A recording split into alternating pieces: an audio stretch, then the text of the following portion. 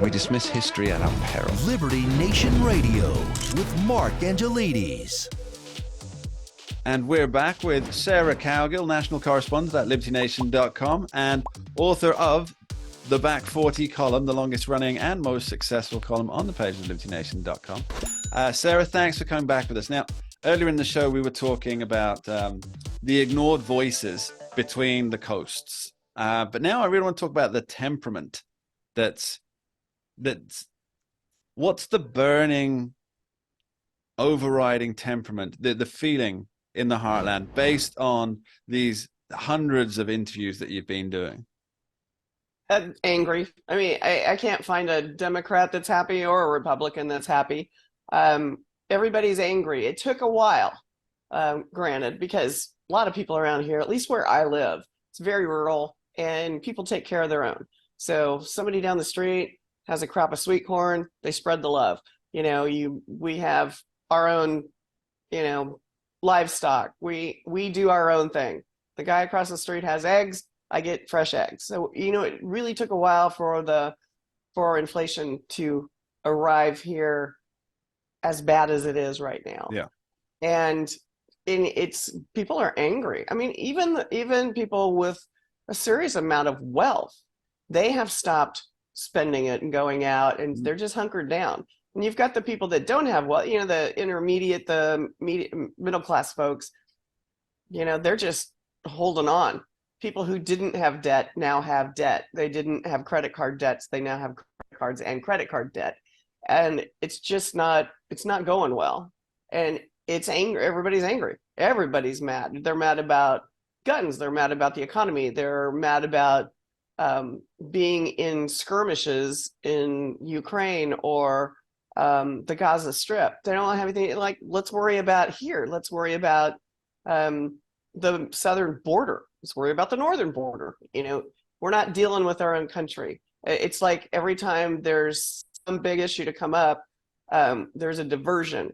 And Heartlanders aren't stupid. They see it. They're like, yep, there's another diversion. Nothing to see here. That really makes me think about things in terms of the division in the country. So it's from the back 40. We're talking about the flyover states. And each of these things that you mentioned, there's inflation. The inflation is caused by myriad factors. We don't want to get into our Andrew Moran economics thing just here, although we will be hearing from him later in the show. But these are things that are not driven by somebody with, a couple of acres out the back of their home that scratch a living doing this, that, the other. It's not driven by them. The overseas wars, for which vast amounts of the tax take, the U.S. tax take, is being flittered away on, and some of it's never to return, I might add. These are all issues that occur or are exacerbated by the east and the west coasts, and yet it seems that the real pressure pushes towards the middle. Well, it seems, because we pay most of the taxes, it does seem that city people look down on anybody that doesn't live in an urban environment. Like the rest of us are not educated, like the rest of us are not caring or careful or concerned for our fellow humans. They mock religion. That the evangelicals are just hypocrites. They really are kind of mean, and we're a very big part of the target for them. And it's painted a picture. Barack Obama said, grab your guns, grab your Bibles. Well, yeah, we got both of those, and we will. And there's nothing wrong with that. And so it's really, they've gotten to the point where they just paint a really ugly picture of here. Yet people from blue states are moving to red states, and that includes the state I live in. Yeah, so something's going on. It seems to me that when Barack Obama described the rural folks, they're out there clinging to their guns and their Bibles, he gave it's the idea of permission concept, right? It's like if somebody in authority says something, then it's okay for everybody else to say something. It unleashed Right. this vitriol from the coasts to Middle America. It's like there's nothing wrong with Middle America, but they mock it. Was it Hmm. Stephen Colbert, like Chef Boyardee or something he was making jokes about in his monologues? And so there's this vitriol against the country, the part of the country that produces everything that they're eating, by the way. They're going hungry. Well, except for lettuce in California, but Which, they've barely got enough water to feed yeah, the lettuce. yeah. There's those, and somebody should read Water Wars that John Clark did. It's amazing. The Yes, Western Water Wars. Mm. Yeah, John Clark, author on libertynation.com. He's an author, a pastor, a farmer as well. Check out his writings. It's about the Saudi water wars and how they're impacting America. It's fascinating stuff. Yeah, I mean it's crazy, but check that out if you want to talk about Water Wars. Rain falls from the sky here. We usually don't have droughts, but sometimes we'll have a flood. So It's just there are good people here. They're good, smart, intelligent, big-hearted. Will help your neighbor. Will push out of a snowdrift when you're stupid and drive into one.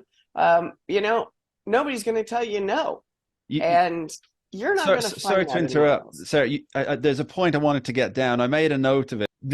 You mentioned about how people are moving from these coastal places to thing, and now that's very true. And we saw that we saw Gavin Newsom and Ron DeSantis, governors of California and Florida, respectively, arguing this out, and Gavin Newsom picking random numbers out of the sky just to try and prove his point. It was really quite. He'd make a good fiction author, I think is the nice way to put it. But here's the thing, right? People are moving into the Midwest, but the question I want to ask is, are they bringing their politics? Well, sorry, not just the Midwest, but Middle America. But are they bringing their politics with them? Because it seems to me that what they're fleeing, what they're leaving behind, is the result of these very specific politics, these very specific blue state politics. And then they're moving to the middle of the country or Texas or Florida or Colorado. And now are they bringing those blue state politics with them? And does that mean that these places will be more akin to the coasts in the future with demographic change? You mentioned you mentioned earlier the diluting of the electorate from conservative to more moderate or to more independent. I've seen some more people go independent from both sides of the aisle. Mark, you talked about the diluting of the electorate. And that is happening, but I don't know if it's happening to take away from ideology. I think it's because of the particular people in charge of the Republican Party and of the Democratic Party. And people are kind of sour on what's happened. So you've got a country in distress. You've got a former president that they're just trying real hard to get rid of, who's causing all sorts of heartburn for the Democrats. And people are just tired of it. And I think that what you're seeing here is people are moving from red states or from blue states into red states simply because they can't afford to live in them. People are happy where they are in the middle. Why? Because I think America, politically, quality of life and population, it's all in the middle, and it's all about quality of life. Sarah Cowgill, thank you ever so much for joining us. Thank you, Mark. It's a pleasure. We dismiss history at our peril. Liberty Nation Radio with Mark Angelides. Don't get caught up in the media madness. Join our movement for free thinking and free speech at libertynation.com. Publishing news and analysis 24/7 with original articles by our team of authors who tell it like it is. Join us each week for online TV shows, The Uprising Podcast, and Liberty Nation Radio. We believe in free thinking and free speech. We are LibertyNation.com.